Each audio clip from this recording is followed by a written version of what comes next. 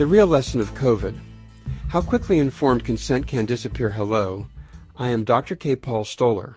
The pandemic may be fading from the headlines, but the lessons remain painfully relevant.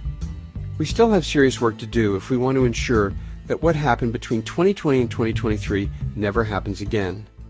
This is not about COVID itself. It is not about vaccines. It is not about politics. It is about medical ethics and whether they still exist when they become inconvenient. After World War II, the Nuremberg trials exposed horrific medical experiments performed on unwilling human beings.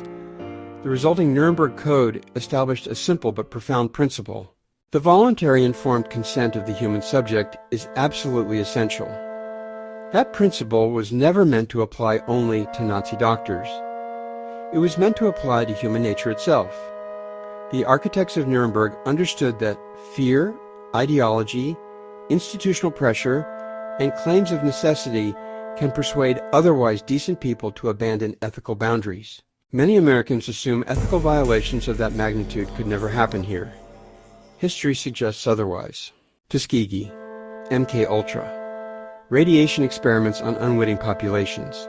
Time and again, government agencies have demonstrated a willingness to prioritize perceived objectives over individual rights. The COVID era did not invent these tendencies.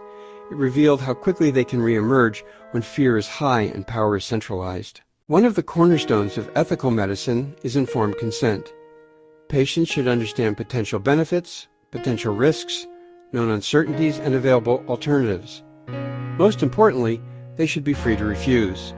During the pandemic, millions faced extraordinary pressure: employment, travel, education, military service, professional licensing, and social acceptance.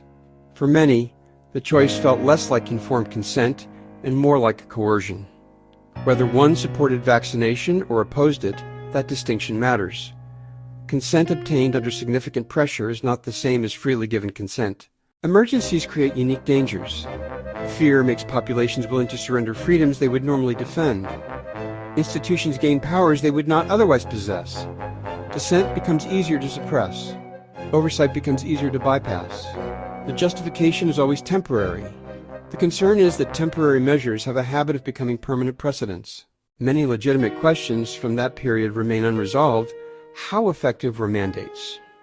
Given the jab never stopped transmission nor infection, how much censorship occurred behind the scenes, especially when facilitated by the government itself? What role did pharmaceutical influence play in policy? Policies created by captured three-letter agencies. Were adverse events tracked adequately? Which we know they weren't, but who was responsible for the obfuscation with the justification that would cause vaccine hesitancy? Were conflicts of interest disclosed sufficiently? These questions deserve honest investigation, not because inquiry is dangerous, but because inquiry is essential. Science advances through challenge, not enforced agreement. The greatest failure of the COVID era was not a single policy or product. It was the erosion of informed consent. Once society accepts the idea that emergencies justify bypassing ethical principles, every future emergency becomes a potential excuse for doing the same thing again, only faster and more effectively. The lesson of Nuremberg was never merely never again. The lesson was never again, regardless of circumstances. Because ethical principles that disappear during crises are not principles. They are conveniences. There will be another one, perhaps a pandemic, perhaps a cyber attack, perhaps something none of us can yet imagine. The specific crisis is less important than how we respond. Will we allow fear to override informed consent? Will we tolerate censorship in the name of safety? Will we permit institutions to police scientific debate? Or will we insist that ethical principles remain intact precisely when they are hardest to maintain? Those are the questions that matter. The solution is not blind trust or blind skepticism.